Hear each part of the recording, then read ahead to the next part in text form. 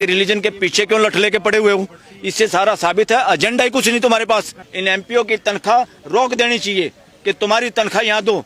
जो देश का पैसा और समय बर्बाद हो रहा है, जहाँ पे सैकड़ों हजारों केस डिसाइड हो सकते थे, उस समय में तुमने एक ऐसा कानून बना दिया जिसकी वजह से सारे वकील और जज, 3 हो सकता है, 3 के बाद और ज्यादा की कोर्ट बिठानी पड़े, और इतना समय देश का एक ही मुद्दे पे बर्बाद कर रहे हो आप लोग। इन सब की तनख्वाह रोकनी चाहिए। ऐसा समय आएगा, हाई कोर्ट और सुप्रीम कोर्ट को हर काम में इंटरफेयर करने के लिए तो बनाई हमने कि बदमाशी पार्लियामेंट करे, बदमाशी सरकार करे, बदमाशी कोई सीएम पीएम करे, बदमाशी कोई ब्यूरोक्रेसी करे, बदमाशी पुलिस करे। उनकी नकेल भालू की तरह नकेल कसने के लिए तो हमारी सुप्रीम कोर्ट और हाई कोर्ट है। ये तो प्राइमा फेसी लग रहा था कि जो ये कानून बनाया है इसमें जो ट्रांसपेरेंसी होती है, जो एक कानून को बनाना चाहिए सही सोच समझ के, सबकी भागीदारी के साथ। कानून बनाने का ये मतलब नहीं है कि पार्लियामेंट में किसी पार्टी की मेजोरिटी है, जो मर्जी कानून बना लो और जल्दबाजी में कानून बना लो, आधी रात को कानून बना लो। ये दिस इज नॉनसेंस। ये मिसयूज है पार्लियामेंट का। जैसे abuse of law, abuse of process होता है, this is abuse of parliament. Parliament का कोई अब्यूज नहीं कर सकता, उसका मिसयूज नहीं कर सकता। पार्लियामेंट का सिर्फ सदुपयोग किया जा सकता है पूरे देश के हित में, और वो देश का हित चाहे मुस्लिम का हो, चाहे हिंदू का हो, चाहे ईसाई का हो, चाहे सिख का हो। इनके बारे में भी कानून बनाने के वक्त पूरे 142 करोड़ लोगों को ध्यान में रखना जरूरी है, क्योंकि हर कानून, हर फैसला, हर पॉलिसी के बाद फ्रेटर्निटी बढ़नी चाहिए देश के अंदर, भाईचारा बढ़ना चाहिए। किसी के अंदर भी किसी को ये ना लगे कि मेरे साथ नाइंसाफी हुई है। कोर्टों में अब देखिए, ये जो ही पास किया कानून, उससे पहले ही उतावले थे लोग कोर्ट में आने के लिए। तुरंत कितने लोग कोर्ट में आए हैं? इसका मतलब क्या है? इसका मतलब पार्लियामेंट ने बदमाशी की है, सिंपल। और पार्लियामेंट कुछ भी करे, सरकार कुछ भी करे, पॉलिसी कुछ भी बने, आफ्टर ऑल देश की हाई कोर्ट और सुप्रीम कोर्ट, जिनको कॉन्स्टिट्यूशनल कोर्ट कहा जाता है, इनकी जिम्मेदारी है पूरी तरह देखने की कि ये जो काम कर रहे हैं ये संविधान के मूल भावनाओं के हिसाब से काम कर रहे हैं कि नहीं कर रहे हैं, ये न्याय के हिसाब से काम कर रहे हैं कि नहीं कर रहे हैं। इस कानून के साथ अगर मान लो वक्फ प्रॉपर्टी पे कोई काम करना था, वक्फ पे कोई काम करना था, पहले तो अगर या तो जैसे स्पेशल मैरिज एक्ट बना था एक देश के अंदर, स्पेशल मैरिज एक्ट में जो खुद को शामिल करना चाहे करे, छूट है पूरे देश के लोगों की। कोई भी आदमी चाहे वो किसी भी रिलीजन का हो, स्पेशल मैरिज एक्ट के तहत लड़का लड़की जो शादी के काबिल हैं वो शादी कर सकते हैं, कोई बैन नहीं। और अपने रीति रिवाज से भी जो करना चाहता है वो भी कोई बैन नहीं। इसलिए स्वेच्छा से लोगों ने कोई विरोध नहीं किया उस कानून का। जो पढ़े लिखे तबका या कोई ऐसा है, एक रिलीजन दूसरे के रिलीजन में आपस में कोई टांग अड़ा रहा है, कई बार घर वाले नहीं बच्चों की बात मानते तो शादी करना चाहे, वो एक मौका दे दिया। इसी तरह से सबसे पहले किसी एक रिलीजन के पीछे लगने की बजाय देश के अंदर इस तरह का अगर कोई कानून बनाना था तो एक कॉमन कानून ऐसा बनाना था जो स्वेच्छा से कोई भी लागू करे। अब आपको चिंता हो गई वक्फ बोर्ड की, वक्फ प्रॉपर्टी की, वक्फ बोर्ड के मेंबरों की, आपको चिंता मंदिरों की नहीं है। मंदिर रजिस्टर्ड है क्या देश के सारे के सारे? फुटपाथ पे मंदिर बने हुए देश के अंदर। आप एक के ऊपर ब्लेम नहीं कर सकते। इस देश को, ये संविधान के हिसाब से चलने वाला देश है, ये मानवता का देश है। ठीक है, यहाँ के लोगों को फ्रीडम है रिलीजन मानने की, मगर सभी रिलीजन को हिसाब भी देना होगा देश की जनता को, 142 करोड़ लोगों को, कि हम जो कुछ कर रहे हैं मानवता के लिए कर रहे हैं, सबकी भलाई के लिए कर रहे हैं। हम आप लोगों के बीच में दरार पैदा करने का कोई काम नहीं कर रहे। ये फ्यूचर में ऐसा कानून बनाने की जरूरत पड़े। देखो, प्राइमा फेसी तो जो ये एक्ट बना है, इसमें जो ऑब्जेक्शन किए हैं, जो लोगों ने पिटीशन फाइल किए हैं, उससे तो मुझे नहीं लगता इतना समय लगना चाहिए किसी कॉन्स्टिट्यूशनल कोर्ट को। आज ही इंटरिम ऑर्डर दे देना चाहिए था। मैं एज एन एडवोकेट ही बात कर रहा हूँ। मैं ही सोचता हूँ अगर बाई चांस मैं जज होता तो इतने दिन से ये मामला चल रहा है, हम सब लोग अखबारों में पढ़ रहे हैं, और जो पटिशन आते हैं इतने दिन के तजुर्बे में इमीडिएट पता चल जाता है कि कहाँ कहाँ गड़बड़ है, कौन कौन से ऐसे पॉइंट है। मगर फिर भी चलो कोई बात नहीं, सुप्रीम कोर्ट ने कहा कल सुनेंगे दोबारा 2 बजे, तो इंटरिम ऑर्डर कोई देना चाहे वो स्टे के और ज्यादा बड़े लेवल पे, इन प्रॉपर्टियों पे अभी से कोई ऐसा काम ना करे, जल्दबाजी में जो काम नहीं करे। जल्दबाजी में कानून पास करना, जल्दबाजी में भाग के शादी करना, उसी तरह से ये काम, ये जल्दबाजी सारी नुकसानदायी है। लेकिन सर, सुप्रीम कोर्ट ने मेजर एक तो 2-3 तो वो बातें कही हैं कि भाई इन बातों को अभी ना किया जाए। कोई भी इसके प्रॉपर्टी, तो कोर्ट ने जो भी चीजें घोषित की हुई पहले से, वक्फ प्रॉपर्टी अगर कोर्ट ने घोषित की हुई है किसी की, उस पर कोई तुम अपना ये चाकू मत चलाओ, अपनी तलवार मत चलाना इस कानून की। और दूसरा, जो जांच कर रहे हैं कलेक्टर, सरकारी कर्मचारी, सरकारी ऑफिसर, अधिकारी वो जांच कर रहा है। जब तक वो जांच जूंच का कुछ नहीं कहे कि उसकी जांच में वो कोई चेंज ना करे, अभी तक कुछ इन बातों पे चेंज ना करे, अभी वो बातें वहीं पर रहेंगी। वो अपनी जांच बेशक जारी रखे, अभी फैसला नहीं ले इस बात पे। और ये सबसे बड़ा धोखा इस देश में कि कलेक्टर या डीसी किसी काम को करते हैं। कलेक्टर और डीसी प्यादा था अंग्रेजी हुकूमत का, गवर्नर जनरल के प्यादे, जैसे मदारी का बंदर होता ना, उनके जरिए इस देश में हुकूमत करते थे। वो ब्रिटिश राज था, वो एक तरह से शासन था देश में। अब ये डेमोक्रेटिक कंट्री है। डेमोक्रेटिक कंट्री में कोई राजा नहीं होता, कोई रूल नहीं होता, सिस्टम होता है, व्यवस्था होती है, मानवीय व्यवस्था, और उसके सेंटर में लोग होते हैं। वहाँ कोई राजा, रानी, गवर्नर जनरल, सीएम, पीएम नहीं होता, पार्लियामेंट भी नहीं होती। सबसे केंद्र में देश के लोग होते हैं। और उस देश के लोगों के लिए जो कानून बनाया जाता है या जो कानून बनना चाहिए, वो एक बात को ध्यान में रखने के बाद बनाया जाता है, वो है फ्रेटर्निटी, भाईचारा, समाज का इकट्ठा रहना, वो ज्यादा जरूरी है। इसलिए और कुछ प्रश्न भी उन्होंने पैदा किए हैं कि इनका आंसर भी मुझे कल देना, हमारे को देना, तीनों जजों को। और कल 2 बजे मुझे आई होप कि इंटरिम ऑर्डर भी अच्छा ऑर्डर होगा, क्योंकि आज कोर्ट भी खचाखच भर रही थी और मुश्किल से दरवाजे भी। उम्मीद है स्टे मिल पाएगा आप लोगों को? मुझे उम्मीद है अगर ओपन दिमाग से कोई भी जज सुने तो इतना मुश्किल काम नहीं है ये। दोनों पार्टियां सामने होती है और मुझे पता है अगर मैं जज की कुर्सी बैठा हूं, कोई और बैठा है, वहां तो 3 आदमी बैठे हैं, उनको सिर्फ पता रहता है दोनों पक्षों की सुन के कि क्या सही है क्या गलत है। ये इतना मुश्किल काम नहीं है जितना मुश्किल काम दिखाई देता है। कई बार वो मुश्किल होता नहीं, वो मुश्किल बनाया जाता है। ये कहना पड़ेगा हमारे को। न्याय करना इतना मुश्किल काम नहीं है, सबसे आसान है न्याय करना। बेईमाना करना मुश्किल काम है। बेईमाने के लिए बहाने बनाने पड़ते हैं, उसमें जो लॉजिक और रीजनिंग आप देंगे वो उसमें गड़बड़ होती है, वो लोगों को हजम नहीं होती। जब न्याय करते हैं तो दोनों पक्ष खुश होते हैं। घर में भी जब हम न्याय करते हैं ना, सारा परिवार ही खुश हो जाता है, सारे मिल जाते हैं। मुक्त कराने के लिए कानून लाया गया है जो कब्जा हुआ है वक्फ बोर्ड के नाम पर।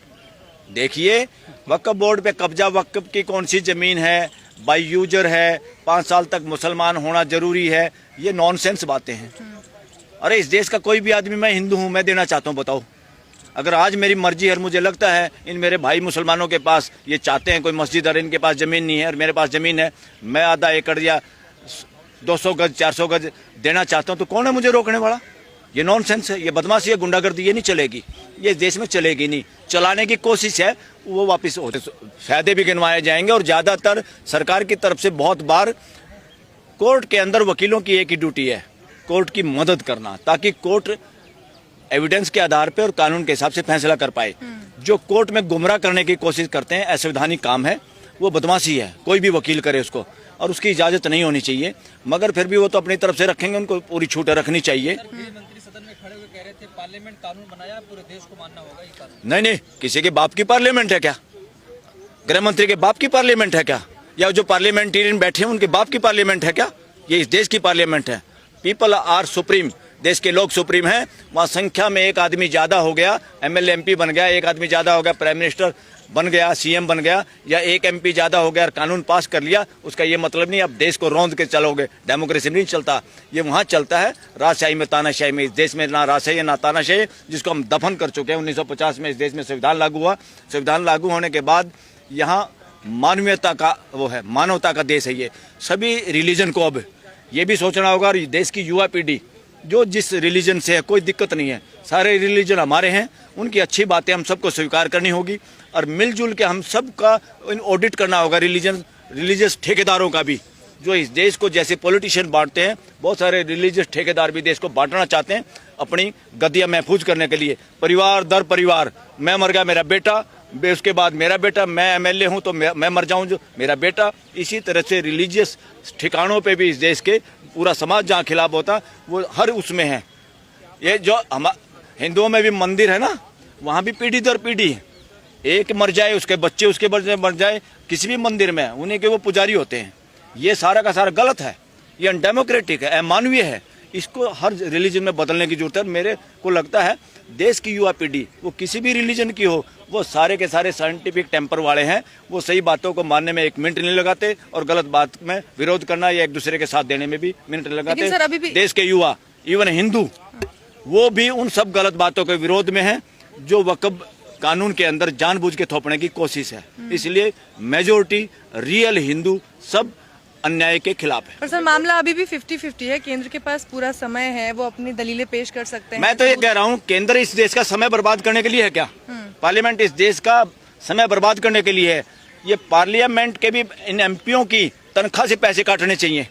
इन एमपीओ की तनख्वाह रोक देनी चाहिए कि तुम्हारी तनख्वाह यहाँ दो। जो देश का पैसा और समय बर्बाद हो रहा है, जहाँ पे सैकड़ों हजारों केस डिसाइड हो सकते थे, उस समय में तुमने एक ऐसा कानून बना दिया जिसकी वजह से सारे वकील और जज, 3 हो सकता है, 3 के बाद और ज्यादा की कोर्ट बिठानी पड़े, और इतना समय देश का एक ही मुद्दे पे बर्बाद कर रहे हो आप लोग। इन सब की तनख्वाह रोकनी चाहिए। ऐसा समय आएगा और सुप्रीम कोर्ट को ये सब पावर हैं। सुप्रीम कोर्ट को फ्यूचर में इस देश के स्पीकर, सभापति, इवन जरूरत पड़े तो पार्लियामेंट को कोई हाईजैक कर ले तो प्राइम मिनिस्टर को भी बर्खास्त कर देना चाहिए। जरूरत पड़े तो किसी सीएम को भी बर्खास्त कर देना चाहिए। क्या सर आपको नहीं लगता कि इसके लिए संवैधानिक बेंच आएगी? मुझे नहीं लगता इसमें इतना कोई आने की जरूरत है। इसमें कई जो आर्टिकल है उसका सिंपल तरीके से एक आम आदमी, साधारण व्यक्ति इस देश का समझ सकता है वो वायलेशन है, वो नहीं होना चाहिए। आपको कोई कानून बनाना, पहले स्पेशल मैरिज एक्ट की तरह स्पेशल रिलीजियस एक्ट बनाओ ना, जो सब रिलीजन के लोगों पे इच्छा हो तो मानो, ना इच्छा हो तो मत मानो। आप एक रिलीजन के पीछे क्यों लठ लेके पड़े हुए हो? इससे सारा साबित है एजेंडा ही कुछ नहीं तुम्हारे पास। तुम्हारे पास ना गरीबी ना शिक्षा के लिए, सारे प्राइवेटाइजेशन है, अस्पताल कितने महंगे हो गए, सरकारी स्कूल बंद है, देश के गरीब आदमियों के बच्चे अच्छे स्कूलों में पढ़ नहीं सकते। तो what is going on? Nonsense. वक्फ की संपत्ति का अच्छे से इस्तेमाल नहीं हुआ ना। मोदी जी ने कहा था वो देखो, अगर अच्छे से इस्तेमाल हुआ होता तो पंचर नहीं बना रहे होते मुस्लिम समाज के युवा। अच्छा, वो पंचर बना रहे मुस्लिम समाज के युवा। पंचर लगाना बुरी बात है, वो काम कर रहे हैं। तुम्हारी तरह झंडे उठा के बेरोजगार युवाओं को तुम बेवकूफ तो नहीं बना रहे। तुम झंडे फहरवा के, नारे लगवा के खुद एमएलए एमपी बन रहे हो और देश के युवाओं को मिसगाइड कर रहे हो। 10-10 साल तक नारे लगा के, झंडे लगा के जो युवाओं की जिंदगियां बर्बाद हो रही है। ये नौकरी वोकरी नहीं, बेरोजगारी और उनका मेंटल शोषण है। इसको कहेंगे मेंटल शोषण समाज के युवाओं का। न्यायपालिका को विधायिका के काम में दखल नहीं किसी ने देना कहा? चाहिए। किरण रिजिजू ने, उन्होंने कहा उन्हें यकीन था कि रद्द नहीं करेगी। इस मामले पे मैं कहूंगा, अगर किरण रिजिजू ने ये कहा तो वो बेवकूफ है। वो लॉ मिनिस्टर रहा, उसके बावजूद उसको अकल नहीं। इसका मतलब लॉ की डिग्री फर्जी है। हाई कोर्ट और सुप्रीम कोर्ट को हर काम में इंटरफेयर करने के लिए तो बनाई हमने कि बदमाशी पार्लियामेंट करे, बदमाशी सरकार करे, बदमाशी कोई सीएम पीएम करे, बदमाशी कोई ब्यूरोक्रेसी करे, बदमाशी पुलिस करे।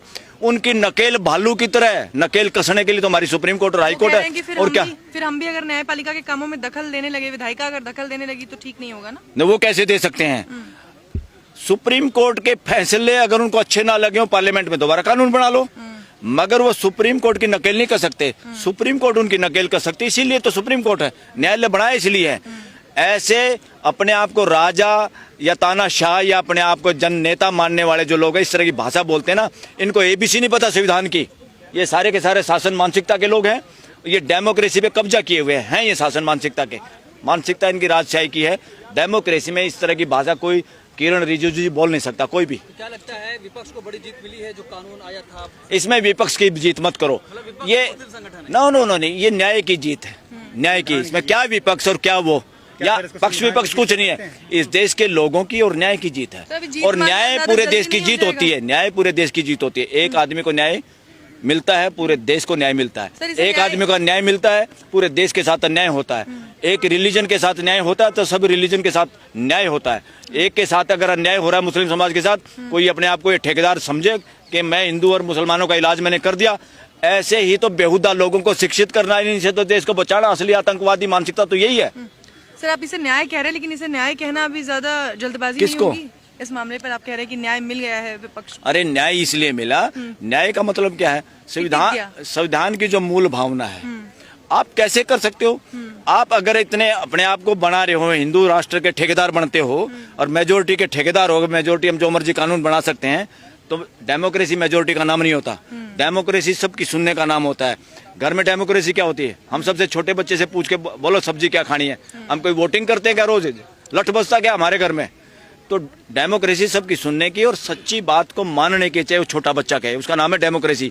मेजोरिटी के नाम पे कानून बनाना, मेजोरिटी की दुहाई देना गुंडागर्दी बदमाशी है। जैसे मेरे पास 5 लठ है, तुम्हारे पास 3 लठ है, इसलिए मैं ताकतशाली। This is nonsense.